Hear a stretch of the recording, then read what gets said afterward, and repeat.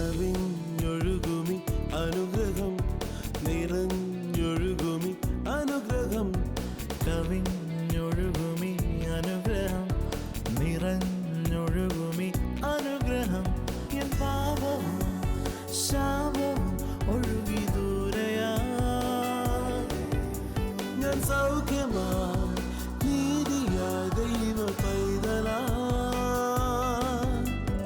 യേശുവിൻ സ്വന്തമായി തീർന്നു ഞാൻ എന്നെന്നും. കവിഞ്ഞൊഴുകുമി അനുഗ്രഹം നിറഞ്ഞൊഴുകുമി അനുഗ്രഹം. കവിഞ്ഞൊഴുകുന്ന അനുഗ്രഹത്തിലേക്ക് സ്വാഗതം. നമുക്കൊന്നിച്ച് വീണ്ടുമായിരിക്കാൻ കർത്താവ് അനുവദിച്ചു. അതെല്ലാം ഓർത്ത് ഞാൻ കർത്താവിനെ സ്തുതിക്കുന്നു. യേശു ക്രിസ്തു ഒരു മതത്തിൻ്റെ വക്താവല്ല. യേശു ക്രിസ്തു ഒരു മതം സ്ഥാപിച്ചതുമില്ല. യേശു ഇങ്ങനെ പറഞ്ഞ, എൻ്റെ അടുക്കൽ വരുന്ന ആരെയും ഞാൻ ഉപേക്ഷിക്കത്തില്ല.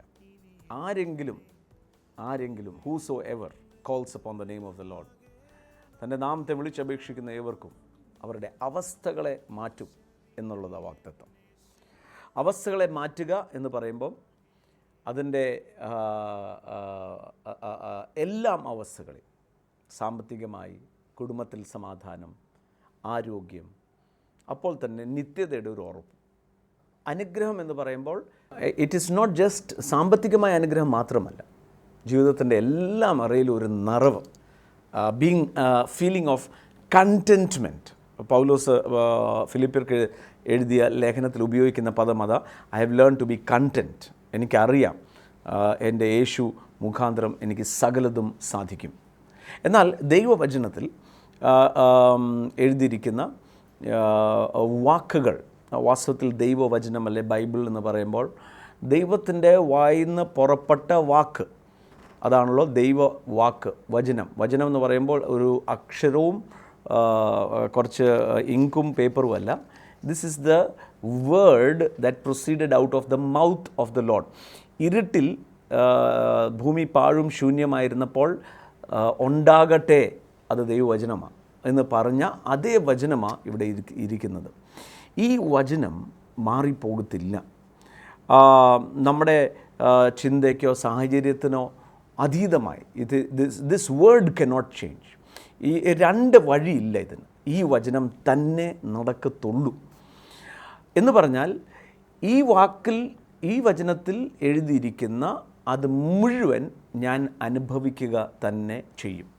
അതിൻ്റെ കാരണം മറ്റൊന്നുമല്ല, സുവിശേഷം നിമിത്തം. സുവിശേഷം എന്ന് പറഞ്ഞാൽ എന്താ? ഈ സദ്വർത്താനം നിമിത്തം. ഈ സദ്വർത്താനം എന്താ? ഞാൻ കഷ്ടപ്പെടേണ്ടിയ എല്ലാ കാര്യങ്ങളും യേശു കഷ്ടപ്പെട്ട് കഴിഞ്ഞു.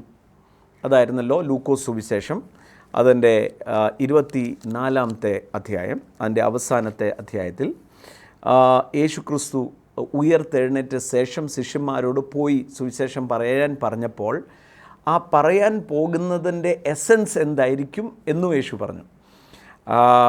യേശു ഇങ്ങനെയാണ് പറഞ്ഞത്, 24-ാം അധ്യായം 46-ാമത്തെ വാക്യം. Thus it is written that it was necessary for Christ to suffer and rise from the dead the third day, that the repentance and remission of sin should be preached in his name to all nations beginning in Jerusalem.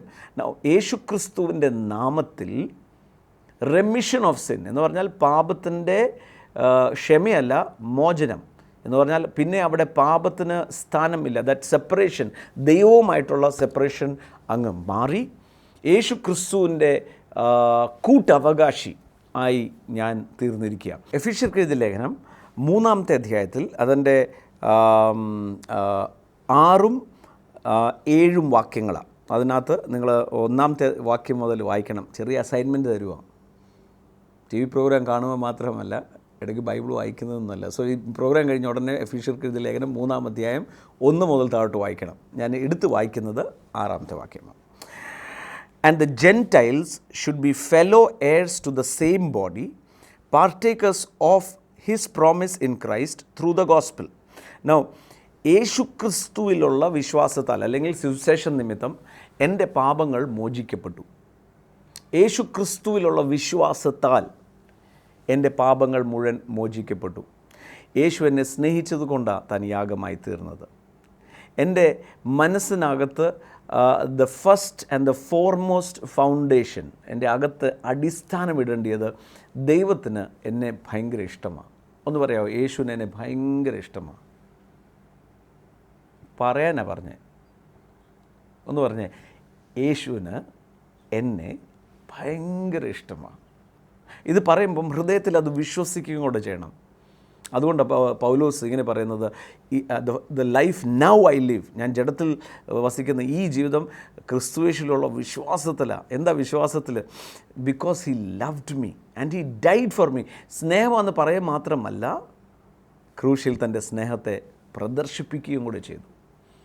ആ എനിക്ക് വേണ്ടി മരിക്കാൻ തയ്യാറായ യേശു എത്രമാത്രം എന്നെ സ്നേഹിക്കുന്നുണ്ട്.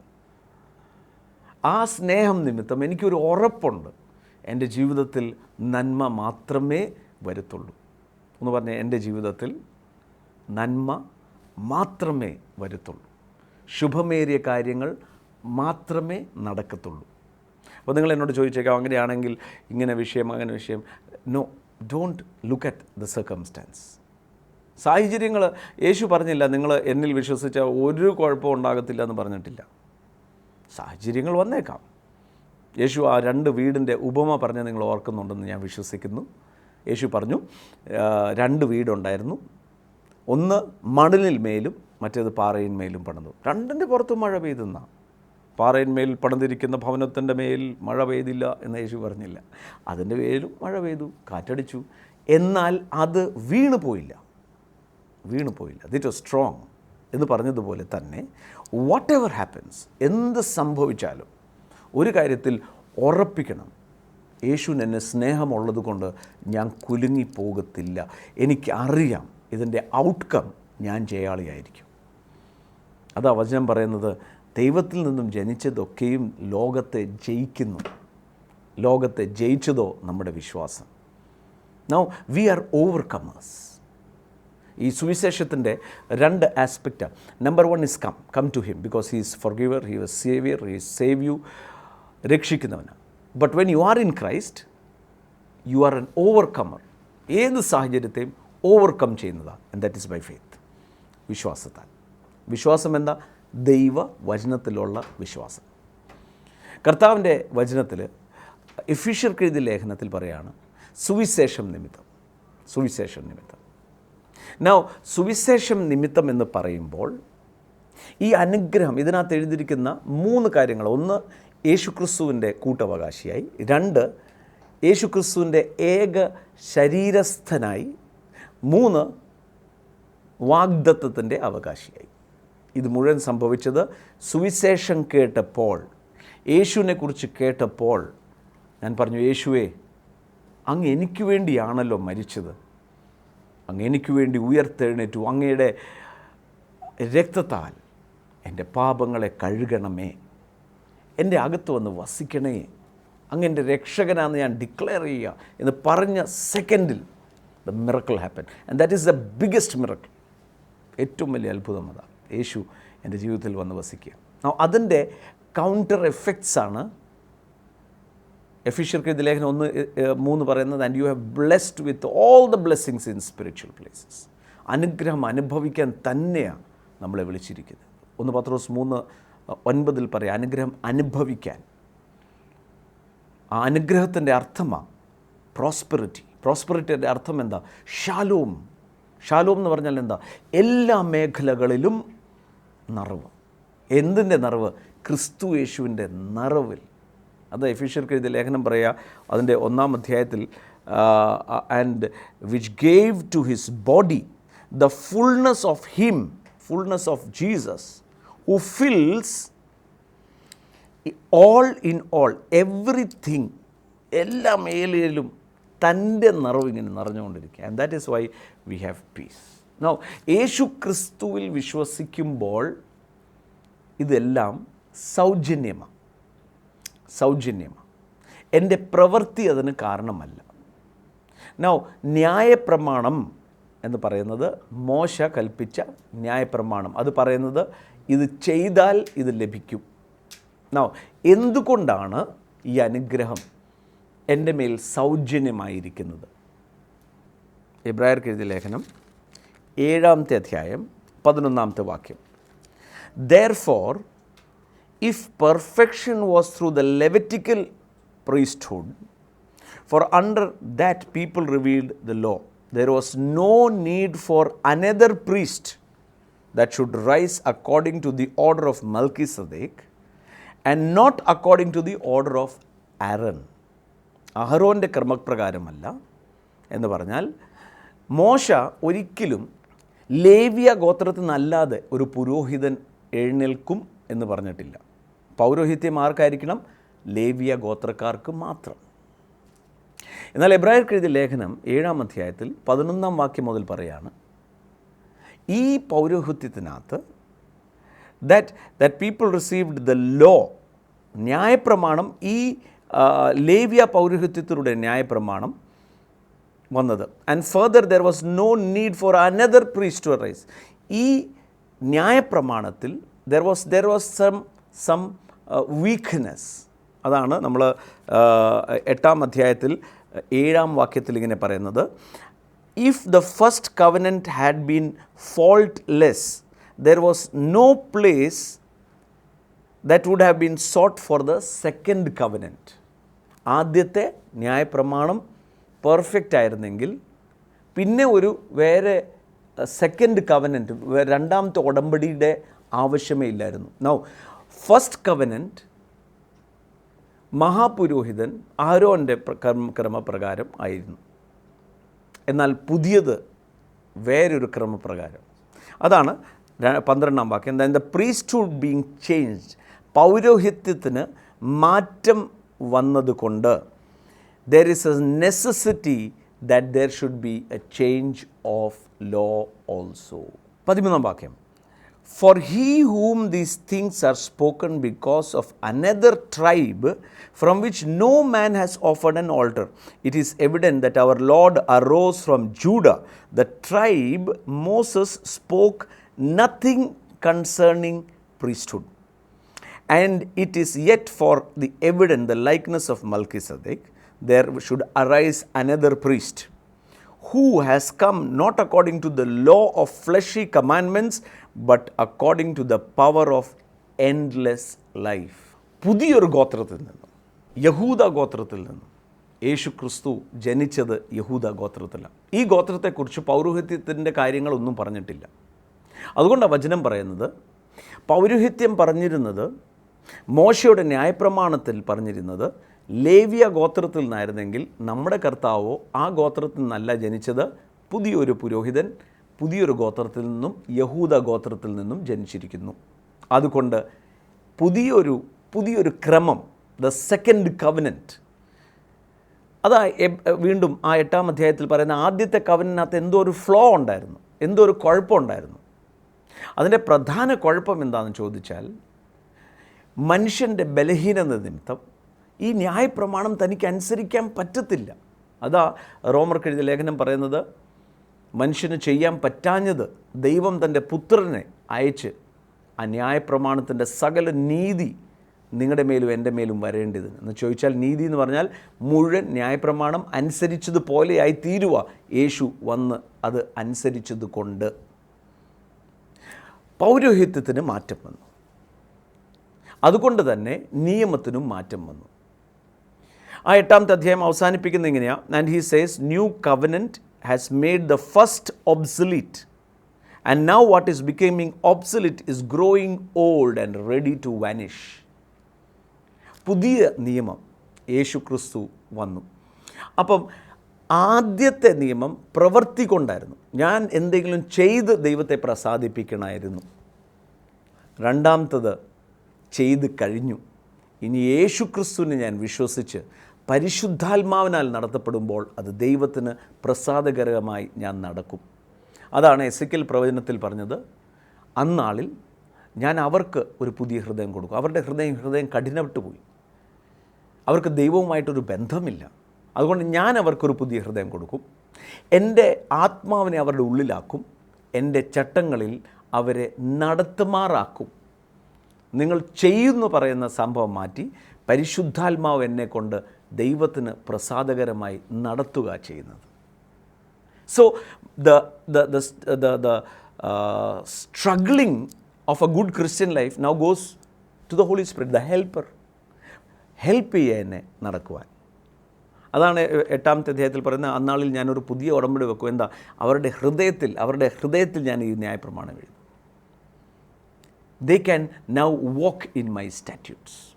So എന്തുകൊണ്ട് ഞാൻ അനുഗ്രഹിക്കപ്പെടണം? കാരണം ഇനി എൻ്റെ പ്രവൃത്തിയല്ല, കാരണം യേശു ക്രിസ്തു അത് ചെയ്ത് തീർത്തത് കൊണ്ട്. അവിടെയാണ് മതവും എല്ലാം റിലീജിയസ് സാക്രമെൻസും റിലീജിയസ് ആയിട്ടുള്ള പല കാര്യങ്ങൾക്കും അവസാനമായി, മതപരമായി. ഇനി ഞാൻ കർമ്മങ്ങൾ ചെയ്യുന്നില്ല. ദാവീദ് പോലും തന്നെ സങ്കീർത്തനത്തിൽ ഇങ്ങനെയാണ് പറയുന്നത്, ഹനനയാഗം നീ ഇഷ്ടപ്പെട്ടില്ല, ഹോമയാഗങ്ങൾ നീ ഇഷ്ടപ്പെട്ടില്ല, എന്നാൽ നിൻ്റെ ആഗ്രഹം എന്താ? തകർന്ന് ഞുറുങ്ങിയ ഹൃദയം. കർത്താവേ, എനിക്ക് അങ്ങേ കൂടാതെ ഒന്നും ചെയ്യാൻ പറ്റത്തില്ല എന്നുള്ള ആ ബോധ്യം ഹൃദയത്തിൽ വരുമ്പോൾ, ദൈവത്തിലുള്ള ആശ്രയം വരുമ്പോൾ, that is better than the biggest sacrifice. Why? Because I trust in Jesus Christ alone. പ്രിയമുള്ളവരെ, ഇതാ ഏറ്റവും വലിയൊരു മിസ്റ്ററി. പലപ്പോഴും നമ്മൾ രണ്ടിനെയും മിക്സ് ചെയ്യുന്നത് കൊണ്ട്, പഴയ നിയമവും പുതിയ നിയമവും തമ്മിൽ മിക്സ് ചെയ്യുമ്പം we cannot see the saviour clearly. അതുകൊണ്ടാണ് 2 കൊരിന്ത്യർ 3-ാം അധ്യായത്തിൽ പറയുന്നത്, ഇന്നും പഴയ നിയമം വായിക്കപ്പെടുമ്പോൾ അവരുടെ ഹൃദയം അടഞ്ഞിരിക്കുക, അന്ധത നിൽക്കുക.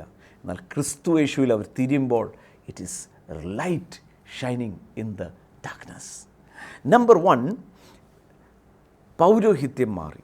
പുതിയ പുരോഹിതൻ, പുതിയ നമ്മുടെ മഹാപുരോഹിതൻ യേശു ക്രിസ്തു മരിച്ചത് ഒരു കുഞ്ഞാടായിട്ട്, ലോകത്തിൻ്റെ പാപം മുഴുവൻ വഹിച്ച കുഞ്ഞാടായിട്ടാണെങ്കിൽ ഉയർത്തെഴുന്നേറ്റത് മഹാപുരോഹിതനായി. The new high priest. ഈ മഹാപുരോഹിതൻ്റെ ഒരു ഗുണം വേദപുസ്തകം പറയുന്നു, മരണത്താൽ നീക്കപ്പെടാത്തതും സദാ ജീവിക്കുന്നവനാകയാൽ തന്നിലൂടെ ദൈവസന്നിധിയിൽ വരുന്ന ഏവർക്കും അവൻ രക്ഷിക്കാൻ ശക്തിയുള്ളവനത്രേ. That is the biggest news. ഇന്ന് ഓരോരുത്തരെയും നമ്മൾ ആശ്രയിക്കേണ്ട ആവശ്യമില്ല. യേശു ക്രിസ്തുവിൽ ആശ്രയിച്ചാൽ he's the best high priest. ആ മഹാപുരോഹിതൻ്റെ ഒരു ഗുണം കൂടെ എബ്രായർക്ക് എഴുതിയ ലേഖനത്തിൽ പറയാം, നമ്മുടെ ബലഹീനതയിൽ സഹതപിക്കാൻ കഴിയാത്തവനല്ല, കാരണം he was a man and he has faced every temptation, every challenges that you and I have faced and going to face.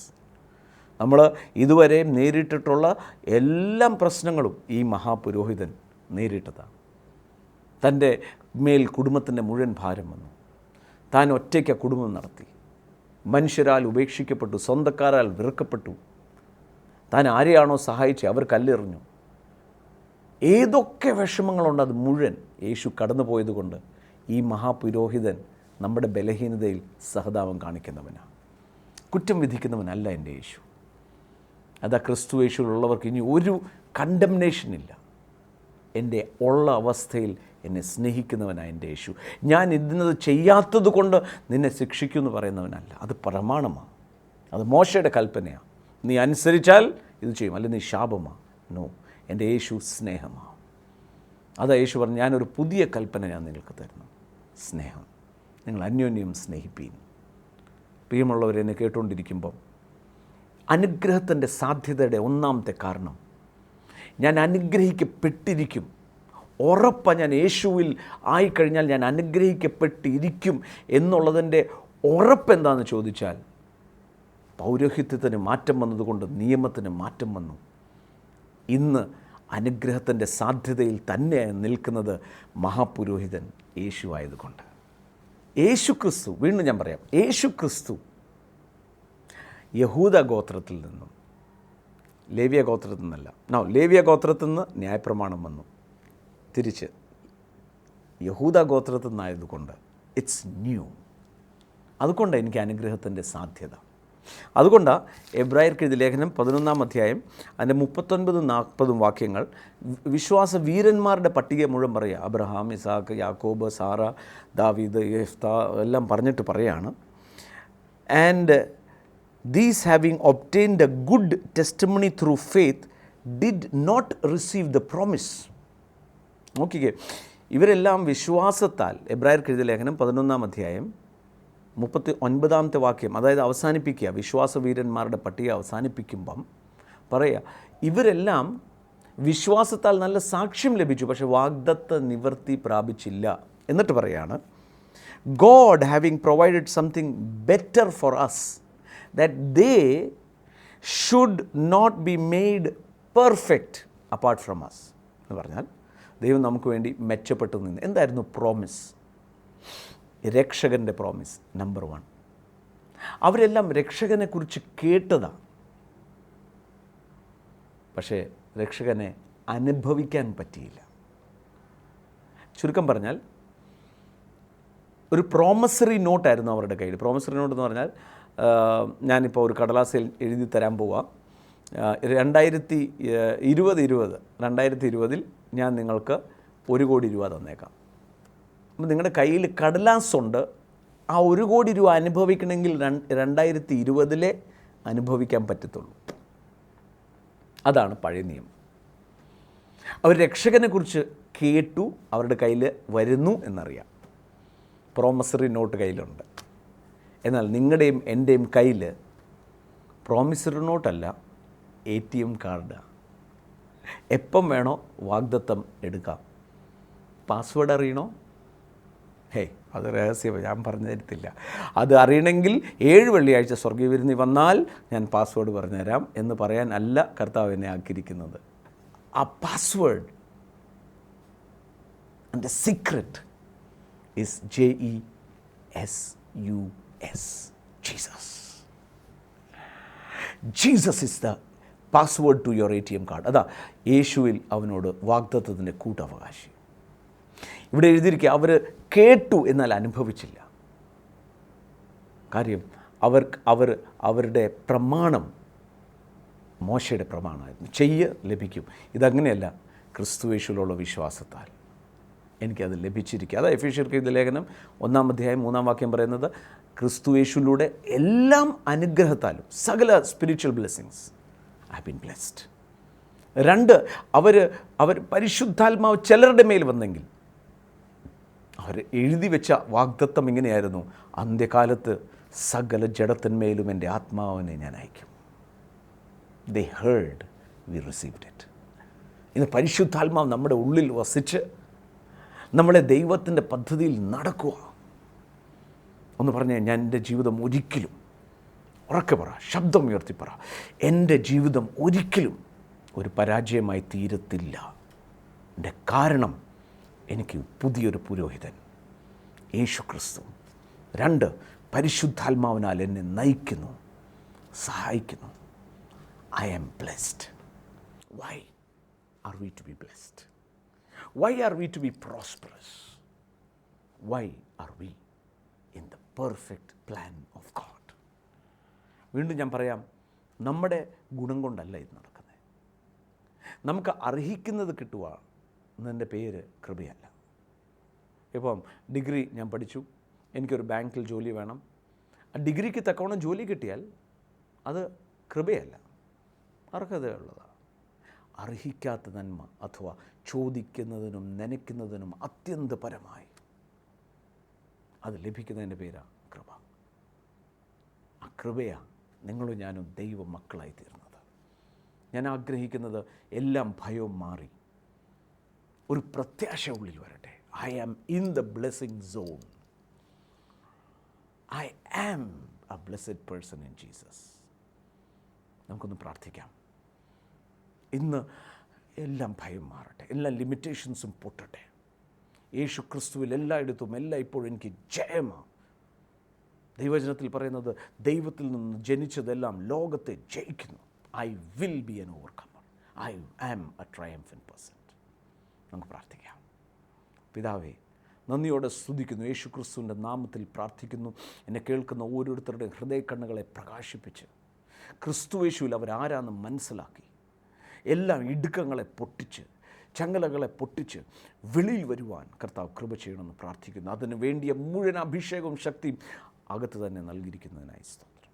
യേശുവിൻ്റെ നാമത്തിൽ പ്രാർത്ഥിക്കുന്നു. ഞങ്ങൾ ഒരു മനസ്സോടെ രോഗങ്ങൾ മാറട്ടെ, അസാധ്യതകൾ മാറട്ടെ, ക്യാൻസർ ഉരുകി മാറട്ടെ, വ്രണങ്ങൾ ഉണങ്ങട്ടെ, കാഴ്ചയില്ലാത്തവർ കാഴ്ച പ്രാപിക്കട്ടെ, കേൾവിയില്ലാത്തവർ കേൾക്കട്ടെ. യേശു ക്രിസ്തുവിൻ്റെ നാമത്തിൽ അനുഗ്രഹിച്ച് പ്രാർത്ഥിക്കുകയാണ്. പിതാവേ, നന്ദിയോടെ സ്തുതിക്കുന്നു. നിങ്ങൾ അനുഗ്രഹം അനുഭവിക്കാൻ വിളിക്കപ്പെട്ടവരാകിയാൽ അനുഗ്രഹിപ്പീൻ എന്ന കർത്താവെ അങ്ങയുടെ വാക്കാണല്ലോ. യേശു നാമത്തെ അനുഗ്രഹിക്കുകയാണ്. കാണുന്ന ഓരോരുത്തരെയും അനുഗ്രഹിക്കുന്നു. കുടുംബജീവിതവും തലമുറയും ആരോഗ്യവും സമ്പത്തും മുഴുവൻ അനുഗ്രഹിക്കപ്പെടട്ടെ. കൃപയിൽ സൂക്ഷിക്കണം. യേശു ക്രിസ്തുവിൻ്റെ നാമത്തിൽ തന്നെ. ആമേൻ. കർത്താവ് നിങ്ങളെ ശക്തമായി അനുഗ്രഹിക്കട്ടെ. ഞാനും യേശു ക്രിസ്തുവിൻ്റെ നാമത്തിൽ നിങ്ങളെ അനുഗ്രഹിക്കുന്നു.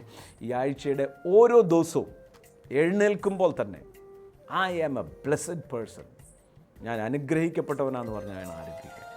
क्रूस से देखो आते हैं बहते हुए खून की धार,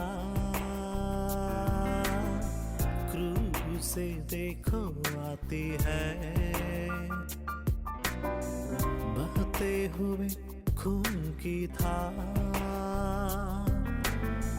ओ मसीह तूने हमको सिखाए प्रेम की परिभाषा को, ओ मसीह तूने हमको सिखाए प्रेम की परिभाषा को।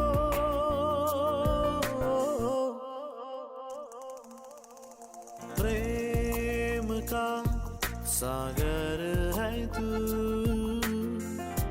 चांदी का राजकुमार है तू, चरणों में आकर हाथ उठाकर करते हैं तेरे